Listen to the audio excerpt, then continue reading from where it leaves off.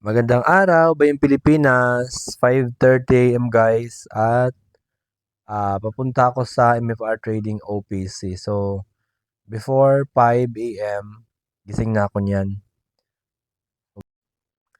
Ayan, so madaling araw na kanina, 5:30 AM, ngayon naman 8:30 PM. So, wala pa sila, nagtatrabaho na ako at wala na rin sila, nagtatrabaho pa rin ako. So, ganun yung kalimitan na nangyayari sa araw-araw ko. So, ayan. Hindi lang ito ano guys, hindi lang ah, minsan nangyayari. Karamihan sa araw ko ay ganito. So, nasasanay na lang ako talaga na magtatrabaho ng maaga at magtatrabaho pa rin ako kahit gabi. Lalo pag may mga tinatapos ako na kailangan ko talagang tapusin.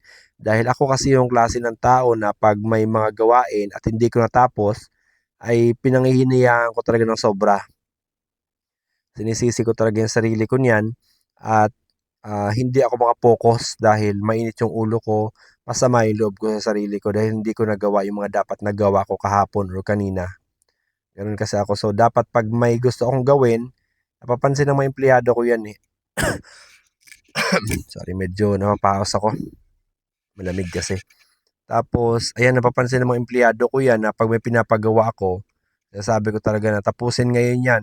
Kailangan talagang matapos ngayon yan. Dahil gano'n kasi ako, oras na sinabi ko sa sarili ko na tatapusin ko to, tatapusin ko talaga yan. Minsan hindi ko tinutulugan. Pero hindi naman lahat kailangan gumaya sa akin. Meron naman minsan na ano na may excuses naman yung mga ganun. So kailangan natin magpahinga para sa health natin.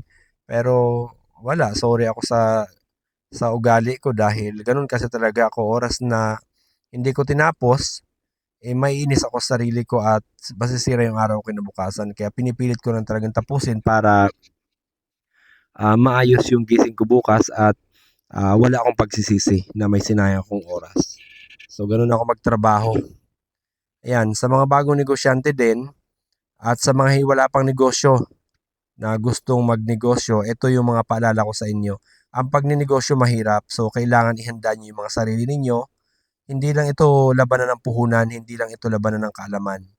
Yung buong pagkatao mo dapat naka-prepared para sa negosyo. Pwede kasing masira yung pamilya mo, pwedeng ikaw mismo masiraan ka ng ulo, pwede kang magkasakit, masira yung health mo. So lahat pwede posibleng mangyari na ikakasama mo kapag hindi mo na ihanda yung sarili mo rito. Buong pagkatao mo dito dapat prepared. So hindi lang physical strength, mental strength, emotional strength, health mo, family mo. Kailangan nakaprepared lahat dito pag pumasok ka sa isang negosyo. Ganun talaga. Yung mga nagtatrabaho, easy-easy lang sila ngayon kasi sumasahod sila ng kinsenas katapusan. Pag nag-decide na kayo na magnegosyo, wala na kayong sasahurin. Baka mag-abono pa kayo dun sa mga unang buwan. Mga 6 na buwan, baka abonado pa kayo. Masisira ulo ninyo kapag hindi nyo napaghandaan yan. Kasi siyempre, may mga panahon na malulugi kayo. Hindi pa makakabawi yung negosyo itinayo nyo. Ganoon naman sa una palagi. So, kailangan naka-prepare yung emotional ninyo dyan. Yung health ninyo dapat physically fit kayo, maayos yung pangatawan ninyo, yung kalusugan ninyo. Hindi lang kasi hindi lang utak ang ginagamit dito. Pag may problema ang katawan mo, damay din lahat, pati pag-iisip mo. So, kailangan mo mag-exercise, matulog ng maaga. Lahat ng ikakabuti ng katawan mo, ginagawa mo dapat. Yung diet mo, tama. Yung exercise mo, ginagawa mo. So, ganun ang paghandaan ang negosyo. Ganun lang. Yun yung payo ko sa mga magninegosyo pa lang.